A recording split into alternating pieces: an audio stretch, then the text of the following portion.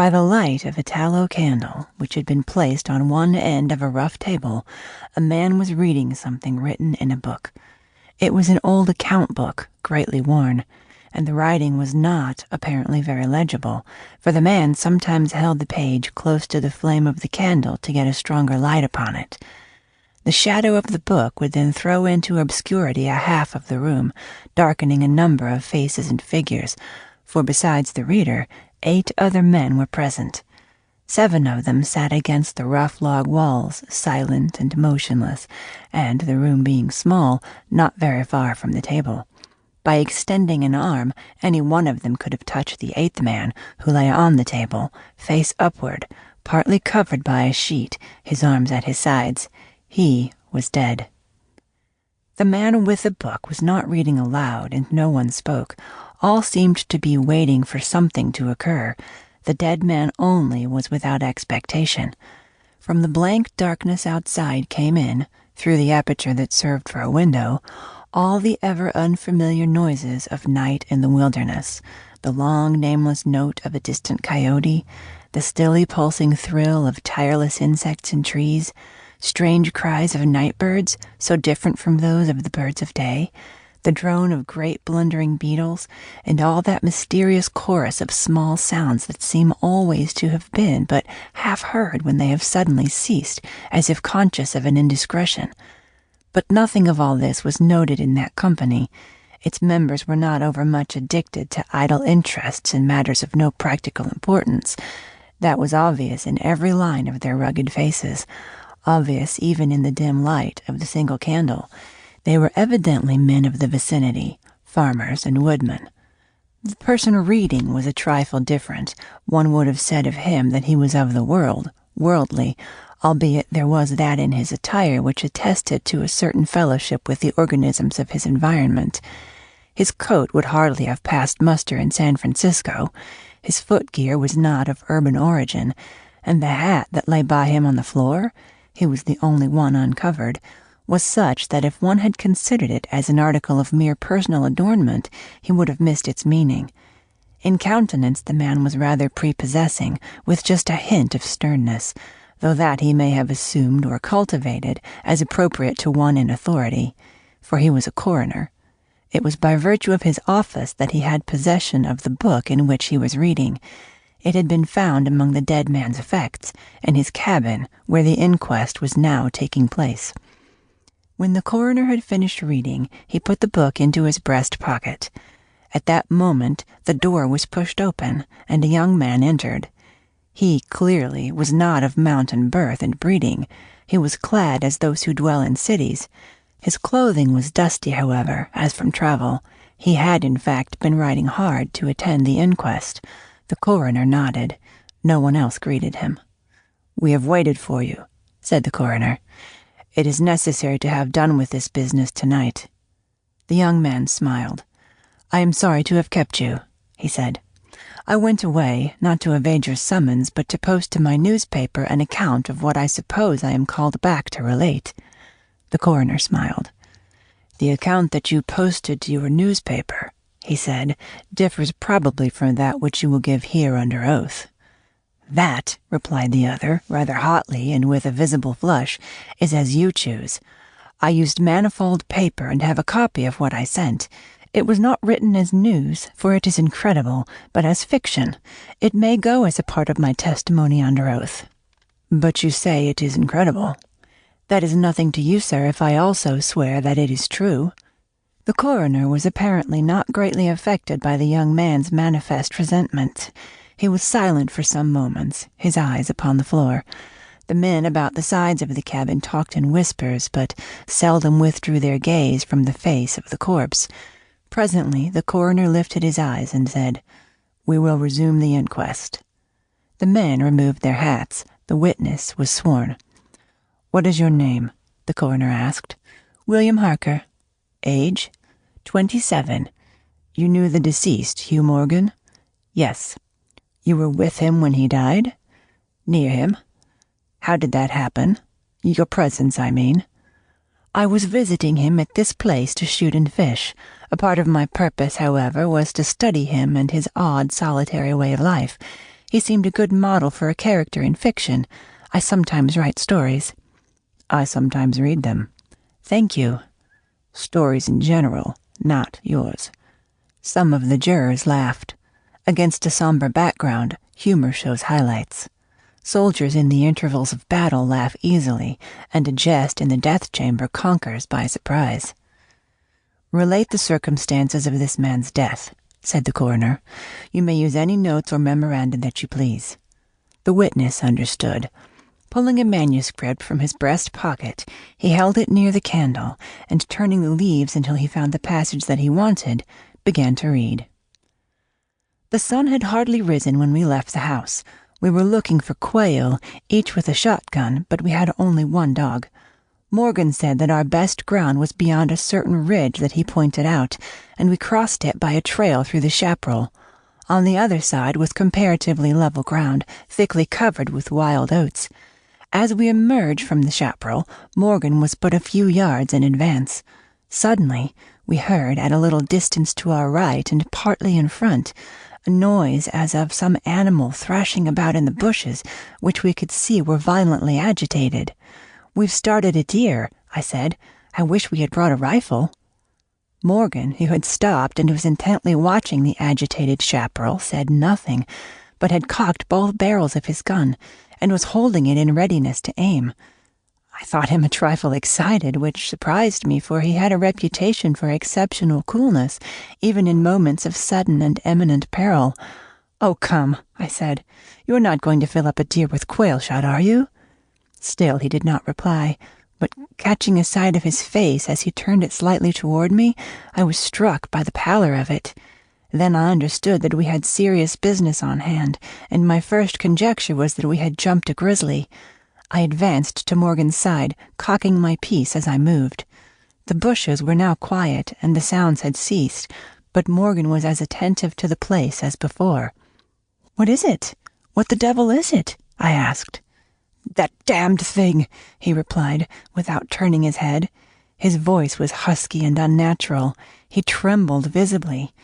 I was about to speak further when I observed the wild oats near the place of the disturbance moving in the most inexplicable way. I can hardly describe it. It seemed as if stirred by a streak of wind, which not only bent it, but pressed it down, crushed it so that it did not rise, and this movement was slowly prolonging itself directly toward us. Nothing that I had ever seen had affected me so strangely as this unfamiliar and unaccountable phenomenon, yet I am unable to recall any sense of fear. I remember, and tell it here because, singularly enough, I recollected it then, that once, in looking carelessly out of an open window, I momentarily mistook a small tree close at hand for one of a group of larger trees at a little distance away. It looked the same size as the others, but, being more distinctly and sharply defined in mass and detail, seemed out of harmony with them. It was a mere falsification of the law of aerial perspective, but it startled, almost terrified me. We so rely upon the orderly operation of familiar natural laws that any seeming suspension of them is noted as a menace to our safety, a warning of unthinkable calamity. So now the apparently causeless movement of the herbage and the slow, undeviating approach of the line of disturbance were distinctly disquieting.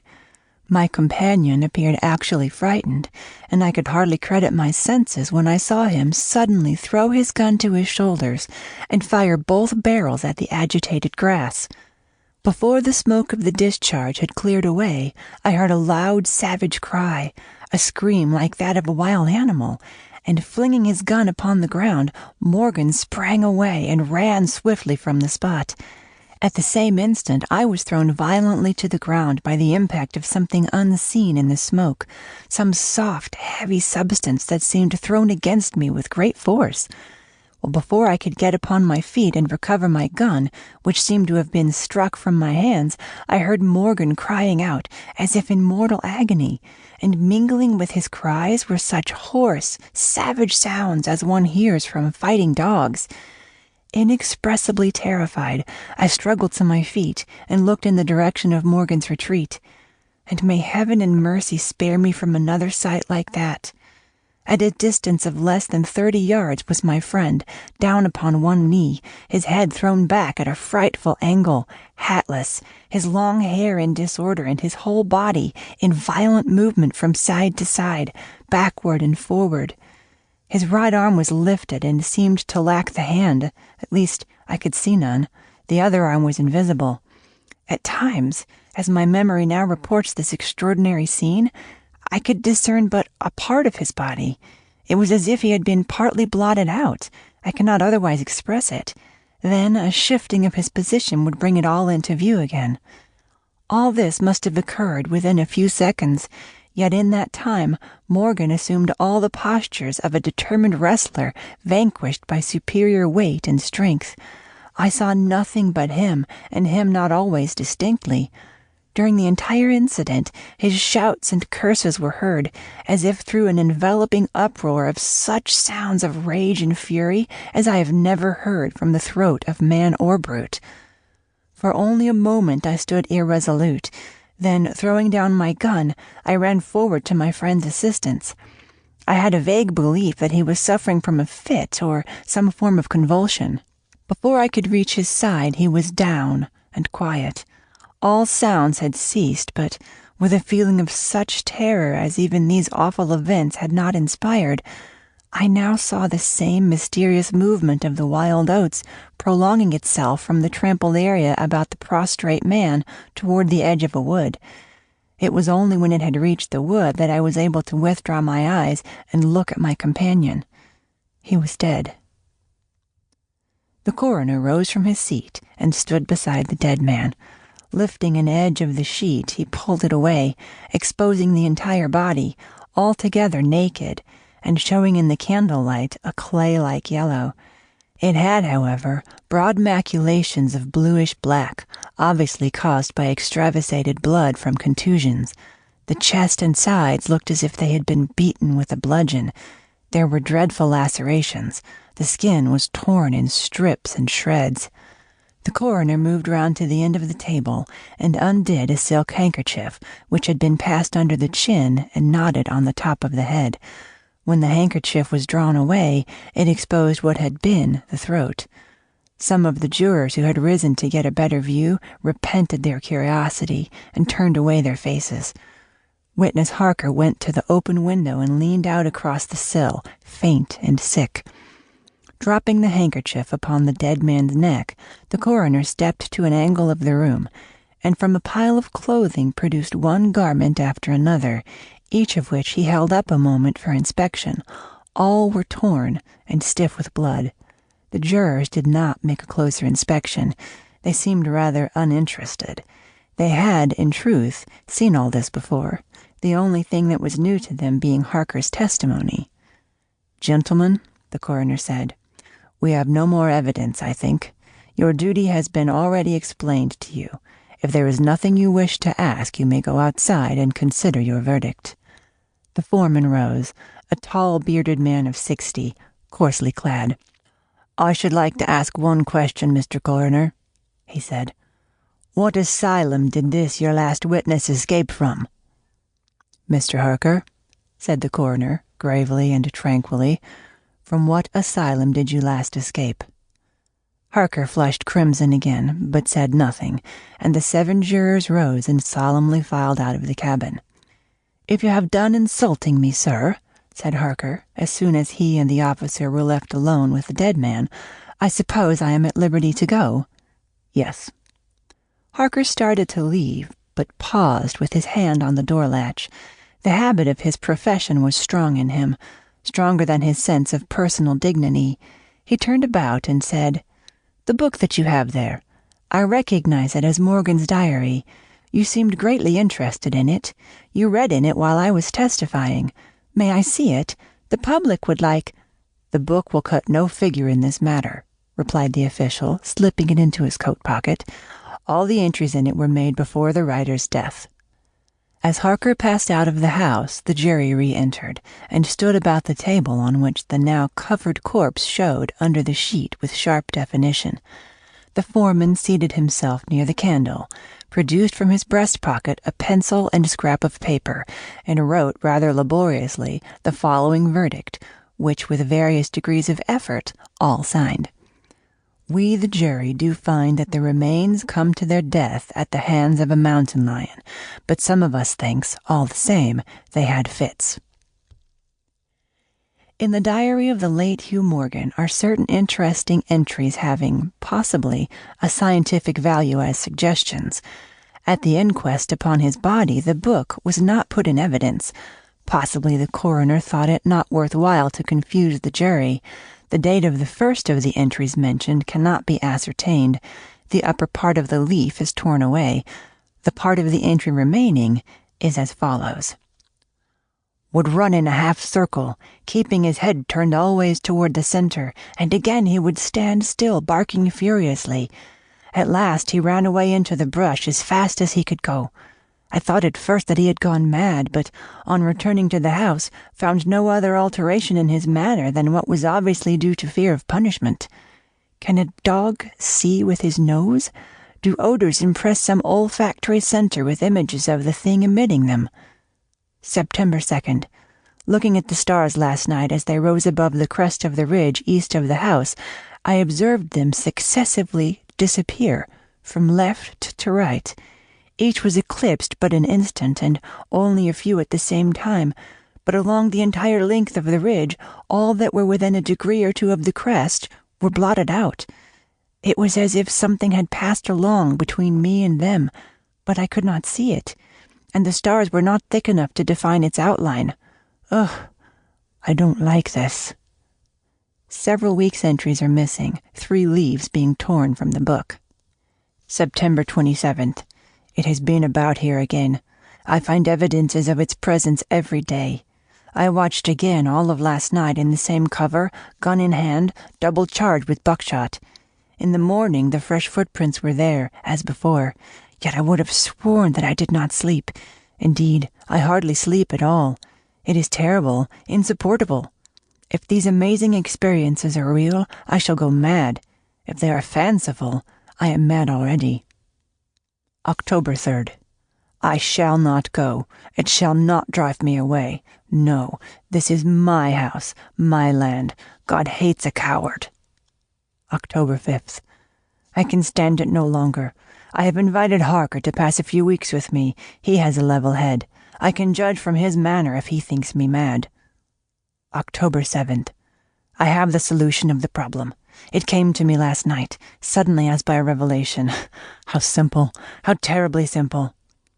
There are sounds that we cannot hear. At either end of the scale are notes that stir no chord of that imperfect instrument, the human ear. They are too high or too grave. I have observed a flock of blackbirds occupying an entire treetop, the tops of several trees, and all in full song. Suddenly, in a moment, at absolutely the same time, all spring into the air and fly away. How? They could not all see one another. Whole treetops intervened. At no point could a leader have been visible to all. There must have been a signal of warning or command, high and shrill above the din, but by me unheard. I have observed, too, the same simultaneous flight, when all were silent, among not only blackbirds, but other birds. Quail, for example, widely separated by bushes, even on opposite sides of a hill. It is known to seamen that a school of whales basking or sporting on the surface of the ocean, miles apart, with the convexity of the earth between them, will sometimes dive at the same instant, all gone out of sight in a moment. The signal has been sounded, too grave for the ear of the sailor at the masthead and his comrades on the deck, who nevertheless feel its vibrations in the ship, as the stones of a cathedral are stirred by the bass of the organ. As with sounds, so with colors. At each end of the solar spectrum, the chemist can detect the presence of what are known as actinic rays. They represent colors, integral colors in the composition of light, which we are unable to discern. The human eye is an imperfect instrument. Its range is but a few octaves of the real chromatic scale. I am not mad. There are colors that we cannot see, and God help me, The damned thing is of such a color. End of The Damned Thing by Ambrose Bierce.